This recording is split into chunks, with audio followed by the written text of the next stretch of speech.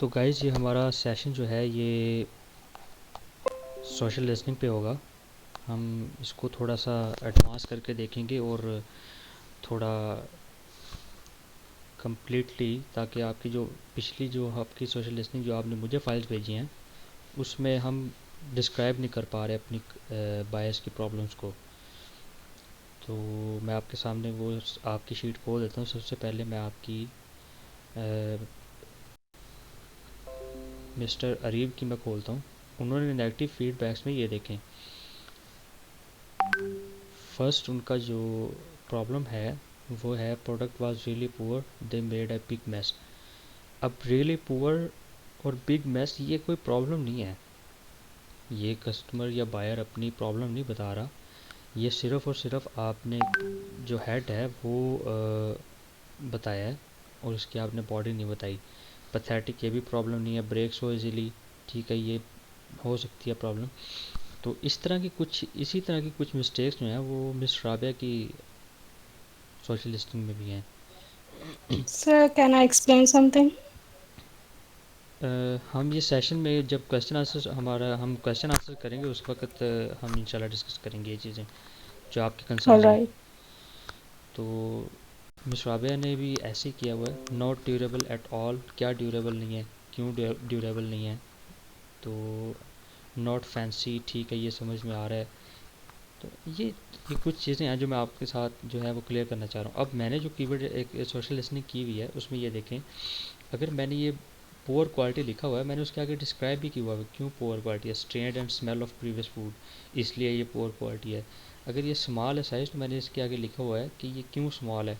Doesn't like pouches, ये मैंने इस तरह किया है। मैंने एक कंबाइंड शीट बनाई, ठीक है, उसमें मैंने रिव्यूज़ में सिर्फ टाइटल, बॉडी और रेटिंग्स को मैंने फ़िल्टर आउट कर लिया। और उसको जब मैं एक फ़िल्टर लगाता हूँ रेटिंग के ऊपर, सिर्फ एक रेटिंग वाले मैं रिव्यूज़ उठाता हूँ, तो ये पुअर क्वालिटी आगे वो बॉडी में लिख रहा है मैंने क्यों पुअर क्वालिटी। अब ये देखें, I have use both size bag, अगर मैं ये वहाँ पे पुट कर दूँ इससे भी पता नहीं चलेगा क्यों पुअर क्वालिटी है। One of large one has already developed a hole and they have all stained and small despite following the instruction. ये देखें, अब ये मैंने इसमें से जो मेन जो हाईलाइटेड प्रॉब्लम है मैंने उसको उठा लिया, they have all stained and smell despite.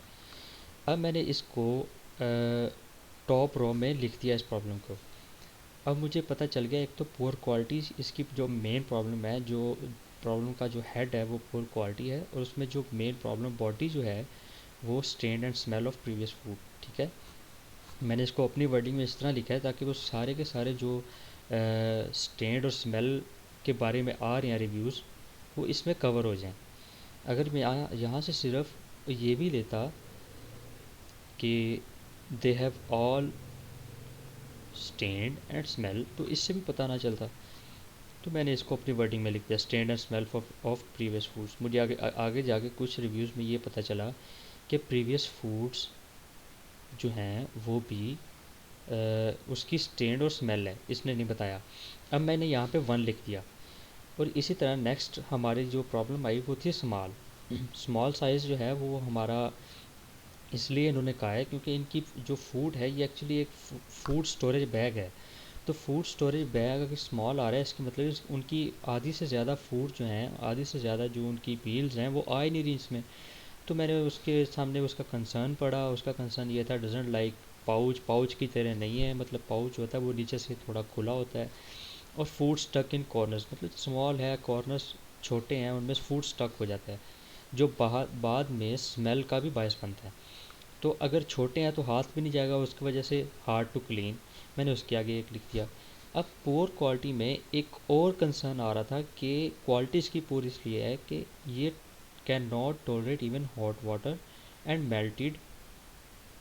Hot water उसने जो है टॉलरेट नहीं किया और मेल्ट हो गया, उसके बाद टॉर इंटू हा जो मेल्ट हो गया तो वो फट गया। तो ये पुअर क्वालिटी में दो मेन रीजंस हैं जो बार बार डिस्कस हो रही हैं। तो मैंने इनको एक ही पुअर क्वालिटी के सामने दो इसकी रीजंस लिख के उनके सामने नंबरिंग कर दी। अब 24 लोग कह रहे हैं कि ये हाफ जो है ये फट जाता है, और 13 बंदे कह रहे हैं कि ये स्टेंड और स्मेल आ रही है इसमें। ऐसे ही स्मॉल साइज़ के साथ 8 बंदे जो हैं वो कह रहे हैं कि ये पाउच की तरह नहीं है और फूड कॉर्नर्स में स्टक हो जाती है और हार्ड टू क्लीन है स्मॉल होने की वजह से। बाकी जो ये एक ज़िप लॉक, मतलब इसकी जो ऊपर वाला ज़िप लॉक है उसको फिडली ग्रिप सील, अब ये देखें ये कंसर्न मैंने लिखे हुए हैं ना, ये फिडली ग्रिप है मतलब ये सही ग्रिप नहीं करता, खुल जाती है। Don't close after washing with hot water, hot water के साथ जब धो लें ये बंद नहीं होता। Seal closing is tough, tough हो जाती है सम टाइम। और बाज़ औक़ात ऐसे होता है कि जब वो डी फ्रोस्ट करने लगे, जैसे कि मैंने ये लिखा डी फ्रोस्टिंग एक उनका प्रॉब्लम है और उसका क्यों है कि split in halves after freezing and then defrosting, जब वो फ्रीज कर लेते हैं और डी फ्रोस्ट कर लेते हैं उसके बाद ये फट जाता है। कुडंट ओपन फ्रोज़न, जब ये जमा होता है या फ्रोज़न होता है तो इसको हम खोल नहीं सकते।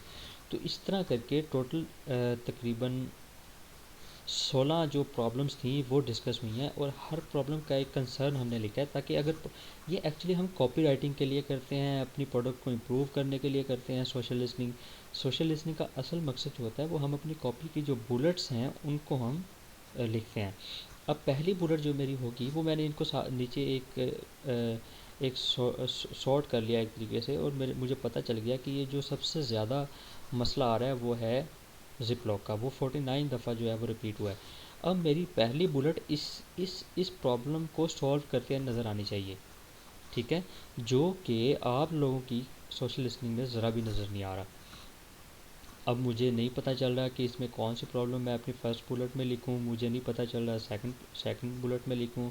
और ये पैथेटिक, और इसी तरह ये अकेले इसकी अरीब की नहीं, ये मिसराबिया की भी ऐसी है कि ये waste of money, why waste of money.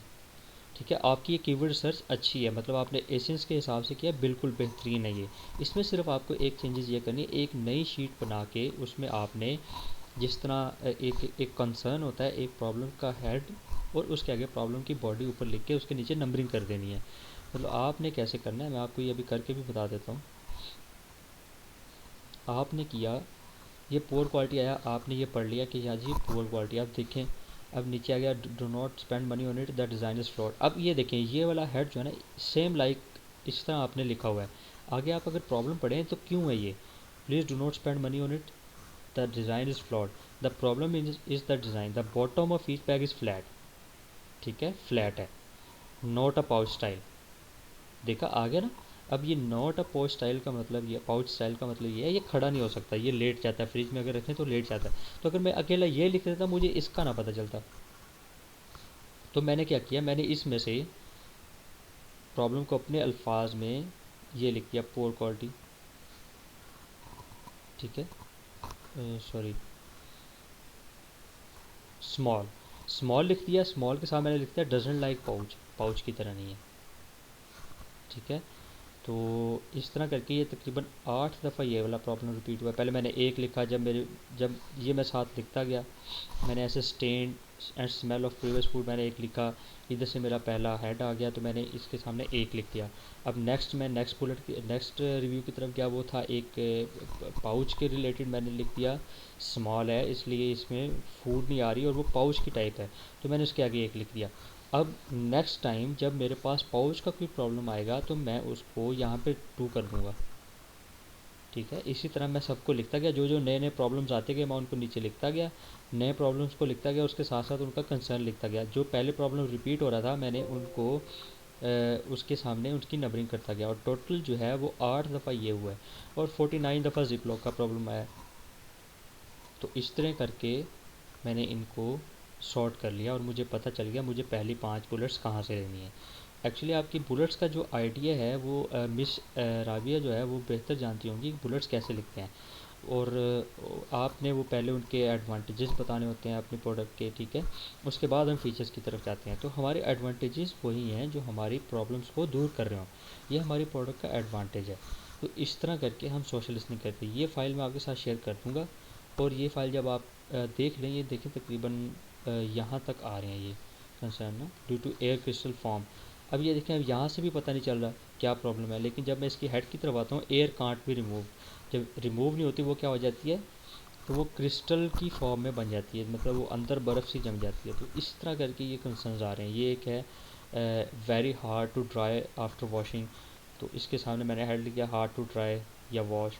तो इस तरह करके आपने नंबरिंग, ये 9 दफ़ा रिपीट हुआ है, इस तरह करके आपने नंबरिंग देती जानी और आपकी जो है वो सोशल लिसनिंग कंप्लीट हो जाएगी। जो आपने सोशल लिसनिंग किया है एक एक कंपेटर की, वो भी ठीक है, बेहतरीन, ये आपने करनी है, लाजमी करनी है। जब हम किसी कंपेटिटर को उठाते हैं और हम उससे compete करना स्टार्ट करते हैं, हमें ये चीज़ बहुत मदद देती है। हम उसके वीक पॉइंट्स जो हैं हम उसके हिसाब से चलते हैं। तो अभी आप लोग मुझे बताएं, क्या आपको कोई इसके बारे में कोई क्वेश्चंस हैं तो हम वो कर लेते हैं। सर एक्चुअली आपसे पहले सर महमूद हमें टीच कर रहे थे या ट्रेन कर रहे थे जो जी भी। जी। तो ये उनका पैटर्न है, उनका जो भी स्टाइल था, जो बिल्कुल उन्होंने क्राइटेरिया दिए थे, उसके हिसाब से हमने ये सब बनाया था। उस बिल्कुल। वक्त हम किसी और तरीके से बनाते थे, लेकिन सर हमें इस पैटर्न पे लेकर आए थे, तो हमने आज उसी पैटर्न पे आपको बना दिया। तो आप अगर ये पहले हम एक्सप्लेन कर देते तो फिर हम इस तरह से बनाते। ये एक्चुअली मिस्टर आबिया आपने बात बिल्कुल ठीक किया, जो आपका पैटर्न है मैं ये नहीं कह रहा गलत है, मैंने कहा ये बहुत अच्छा है। अगर आप यहाँ पे ये जो आपने प्रॉब्लम्स को थोड़ा सा डिफ़ाइन कर देना, हम्म। ताकि प्रॉब्लम डिफाइन हो रही हो, उसके आगे आप ये भी लिखते ये भी इनफ है, हमें ये एंड पे पता चल रहा है कि टोटल कितनी दफ़ा प्रॉब्लम। नहीं, एक्चुअली सर ने हमें ये समझाया था कि मैं उसमें पूरे पूरे सेंटेंसेस भी लिखती थी, और प्रॉब्लम्स में और क्वेश्चंस में तो मैं पूरे क्वेश्चंस लिखती थी। लेकिन सर ने हमें बताया था कि आपको 2 से 3 वर्ड के अंदर अंदर अपनी बात कंप्लीट करनी है, क्योंकि क्लाइंट के पास इतना टाइम नहीं होता कि वो इतने लंबे लंबे सेंटेंसेस पढ़ ले। तो इसलिए फिर हम इस पैटर्न पे आए, तो हम सब ऐसे ही बनाते थे। बिल्कुल। हमने बहुत ज़्यादा बनाई थी ये शीट्स। तो हम्म। अब जो जो फाइनल उन्होंने किया था वो यही वाला पैटर्न है जो चल फाइनली हम करने लग गए। चलें, अब पुअर क्वालिटी को देख लेते हैं, हम इसको 2 से 3 वर्ड्स में कैसे लिख सकते हैं ताकि हमें पता चले। पुअर क्वालिटी हम लिखेंगे स्टेंड एंड स्मेल। अच्छा सर, एक बात और, अभी मुझे बिल्कुल समझ में नहीं आ रहा, आपके पास 2 शीट्स हैं, एक आपकी फेयर वर्क है और एक आपका बिल्कुल रफ वर्क है शायद, जी, ऐसा है? ये मैंने कंबाइन कर लिया, मैंने टोटल रिव्यूज़ जो हैं, मैंने ये पूरी निश का मैंने एक्चुअली किया था एनालिसिस, ठीक है। मैंने पूरी जो एक निश थी, मैंने 7 से 8 कंपेटर्स उठाए, मैंने उनके इकट्ठे जो हैं वो किए, रिव्यूज़ डाउनलोड कर लिए और उनको एक शीट में मैंने कंबाइन कर लिया। अब मेरे ये पास ये, आपका रफ वर्क है, जी आपने जी, ये रफ वर्क है, उसमें से मैंने सिर्फ टाइटल उठाया, मेरी ज़रूरत की चीज़ जो थी, शीट है। बॉडी उठाई, फिर उसके बाद रेटिंग उठा ली। ये 3 चीज़ें मुझे चाहिए थी बस। जब मुझे मेरे पास ये 3 चीज़ें आ गई, मुझे ये बता रहे हैं कि रिव्यूज़ क्या है। मैंने इसमें फ़िलहाल कंपेटर्स के हिसाब से जैसे आपने किया है वो बहुत ज़बरदस्त है, ये वाला बहुत ज़बरदस्त है, हमें एक एक कंपेटर का पता चला, लेकिन मुझे एक्चुअली पूरी जो है वो निश का करना था, तो मैंने वो कर दिया। आप इसी तरीके से करें, ठीक है। लेकिन यहाँ पे ऐसे लिखें कि आपकी प्रॉब्लम वाज़ेह हो रही हो। जैसे ये देखें, यहाँ यहाँ पे लिखा है, मैं आपको बताता हूँ। जैसे यहाँ पे लिखा है, अगर हम पुअर क्वालिटी की जगह स्टेंड एंड स्मेल यहाँ लिख दें, पुअर क्वालिटी आगे ब्रैकेट डाल के लिख दें, स्टेंड एंड मतलब कि इतना स्मेल। सेंटेंस तो हो के बात क्लियर हो जी, जाए ना। बात हमारी प्रॉब्लम क्लियर होनी चाहिए। अब देखिए, अगर ये आपके पास कोई क्लाइंट आता है, वो आपकी जो ये सोशल लिसनिंग देखेगा, उसे तो पता नहीं चलेगा कि आपने किस प्रॉब्लम की बात की है। ये देखिए ना, पथेटिक के, एग्जैक्टली नहीं पता चलेगा। हाँ, तो आपने पथेटिक के आगे जो वो रीज़न लिखी हुई है उसने क्यों पथेटिक है, उसमें से एक सेंटेंस को अपने 2 या 3 वर्ड्स में ऐसे लिखनी है, पथेटिक के आगे ब्रैकेट डाल दें क्यों है पथेटिक। पथेटिक तो वो एक एक मैसेज डिलीवर हो जाता है। हमारी बुलेट्स में एक्चुअली ये हमारी प्रॉब्लम्स ही हेल्प करती हैं, इसके अलावा हम बुलेट्स नहीं लिख सकते अपने हिसाब से बैठ के, तो वो तो हमारी कभी भी जो है वो नहीं अच्छा परफॉर्म करेगी। तो एक्चुअली मकसद ये था आपको बताने का, आप इसी तरीके से करें, मैं ये नहीं कह रहा तरीका आप चेंज करें, आप इसी तरह जैसे नंबरिंग करें ऐसे करें। बस ये वाला जो फर्स्ट कॉलम है इसको आप चेंज करें, चेंज भी ना करें, आप इसमें सिर्फ जो प्रॉब्लम है उसको थोड़ा वाज़े डिस्कस कर दें। अब ये देखें, डिस इस कॉलम, इस रो में कोई कोई प्रॉब्लम नहीं है, आगे दो लिखे हुए हैं कि 2 दफ़ा ये रिपीट हुआ है और मुझे पता ही नहीं है कि क्या प्रॉब्लम 2 दफ़ा रिपीट हुई है। तो इस तरह करके, इस तरह की जो सोशल लिसनिंग है, एक क्लाइंट सिर्फ आपके पास एक दफ़ा आएगा, एक बंदा आपसे सिर्फ एक दफ़ा सोशल लिसनिंग करवाएगा, वो दोबारा नहीं आएगा।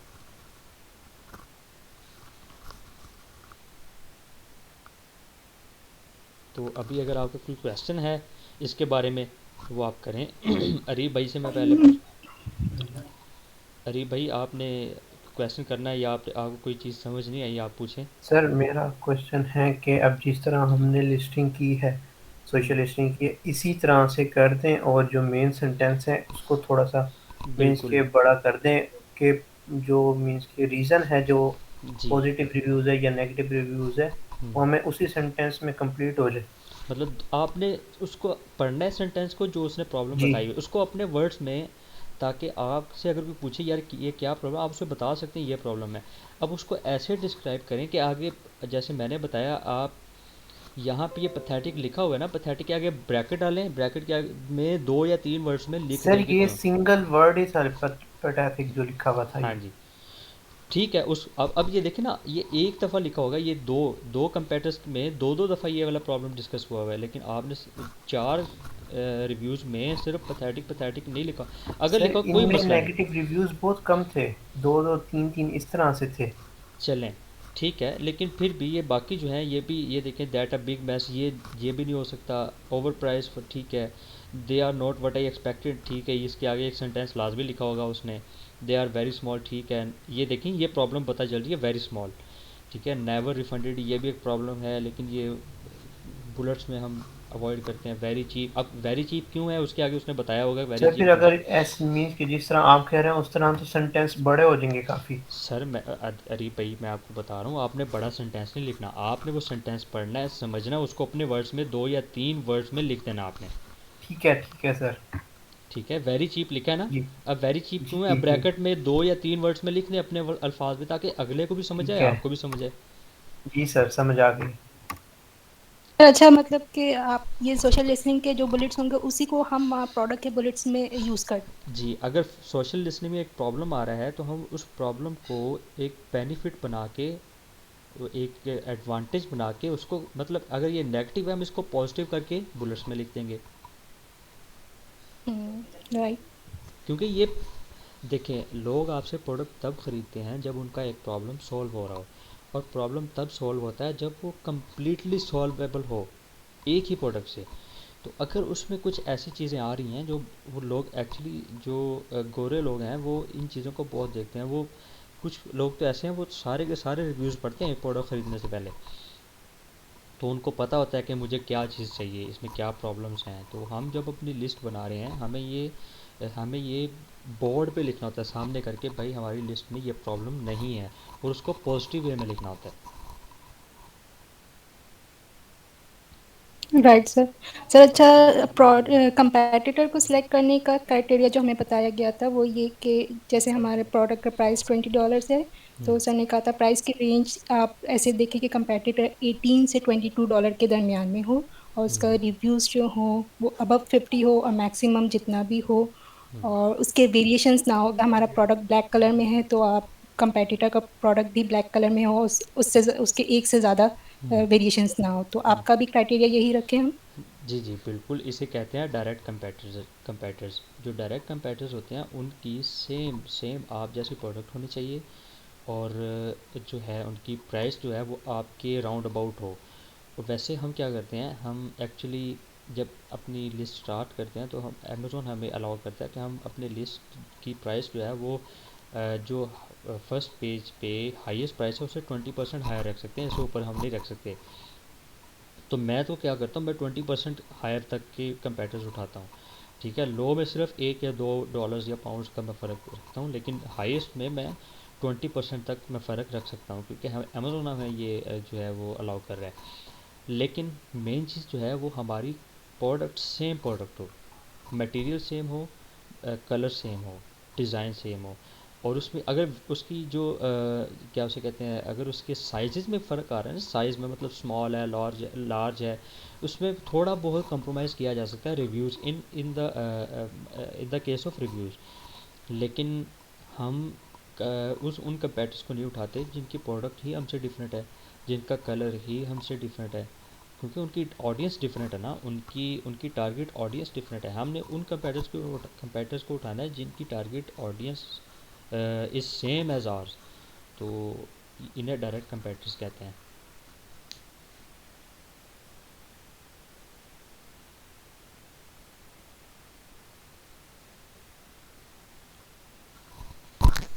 समझ आ गई आपको मेरी बात? यस सर आ गई। चलें, बिशाबे का तो मुझे लगता है वो इंटरनेट का प्रॉब्लम आ गया। सर इसके अलावा कोई और गलती वगैरह है वो भी अभी बता दें। तो जी बस ये गलती, यही मेन मेन प्रॉब्लम। देखें, सोशल लिसनिंग हम एक तो करते हैं प्रोडक्ट जब हम चूज़ करते हैं उससे पहले, ताकि हमें पता हो हमने अपनी प्रोडक्ट में यूएसपी ऐड करना है, यूनिक सेलिंग प्रपोजिशन। जी तो सोशल लिसनिंग जो हम यहाँ पे करते हैं ना, प्रोडक्ट हम लॉन्च करने वाले हैं, करने वक्त हम करते हैं, क्योंकि हम जब पहले प्रोडक्ट लॉन्च करने से पहले हम कर चुके होते हैं ना, तो दैट इज़ इनफ। हम तब पूरी निश की करते हैं, हमें पता होता है क्या प्रॉब्लम्स हैं, हम उसके हिसाब से प्रोडक्ट को बेहतर करते हैं और हम अपनी बुलेट्स को उस हिसाब से लिख लेते हैं। तो जिस भी स्टेज में हम सोशल लिसनिंग करते हैं, हमारी एट लीस्ट जो हमारी जो नेगेटिव रिव्यूज़ हैं, वो हमारे जो इस प्रोडक्ट के जो नेगेटिव पॉइंट्स हैं वो एक क्लियर शो हो रहे हो हमें, ताकि हमें पता हो कि हम इनको कैसे काउंटर कर सकते हैं। जी सर। तो मिस्टर आबिया, आपके सामने ये बात क्लियर होगी, आपके नज़दीक से आई है? जी बिल्कुल सही। चलें ठीक है, हम ये सेशन यहीं पे हम ख़त्म करते हैं। सोशल लिसनिंग का एक छोटा सा सेशन था। तो अब आप दोबारा इन चीज़ों को देखें और इसी लिस्ट फाइल के ऊपर आप जो नेगेटिव फीडबैक्स हैं एक्चुअली उनको दोबारा जो है ना, एटलीस्ट उनको दोबारा आप कोशिश करें कि वो आपका मैसेज डिलीवर कर रहे हो, ठीक है? सर इन्हीं फाइल्स की करेक्शन और रिवीजन करके आपको दोबारा जी देना हम। जी, क्योंकि आपने वो देख तो लिया ना कि एक प्रॉब्लम कितनी दफ़ा जो है वो रिपीट हो रहा है। हम्म। अब वो प्रॉब्लम आप ढूंढें, प्रॉब्लम क्या था, पैथेटिक के पीछे क्या था, या कुछ भी कोई भी ऐसा प्रॉब्लम जो डिस्क्राइब नहीं हो रहा कम्प्लीटली, आप उसको डिफ़ाइन नहीं हो रहा कम्प्लीटली, आप उसको दोबारा जो है वो करें। सर पॉजिटिव रिव्यूज़ और एफएक्यूज़ ये सही थे? एक्चुअली मैं उसके ऊपर गया ही नहीं, मुझे मौका ही नहीं मिला उस पर जाने का। मुझे एक्चुअली चाहिए ही नेगेटिव फीडबैक्स थे, पॉजिटिव और जो क्वेश्चन आंसर्स हैं वो ठीक है। मैं उस पर तब जाता जब मैं नेगेटिव की तरफ से जो है वो मुतमईन होता कि भाई ये नेगेटिव ठीक है, अब ये मिल गया। पॉजिटिव की तरफ जाता हूँ, वो क्या है, वो ये आपस में रिलेट कर रहे हैं। और उसके बाद मैं जाता फ्रिक्वेंटली आस्क्ड क्वेश्चंस की तरफ। ये लेकिन हमारा पहला स्टेप ही जब गलत है, उसके बाद हम कैसे आगे बढ़ सकते हैं? जी सर। तो आप ये करें, तब तक इंशाल्लाह फिर ये दोबारा कर लेंगे, देख लूँगा मैं। ठीक है सर। ठीक है, तो मैं इसको अपलोड कर दूँगा और जो है इसका लिंक मैं आपके साथ शेयर कर दूँगा। ठीक है।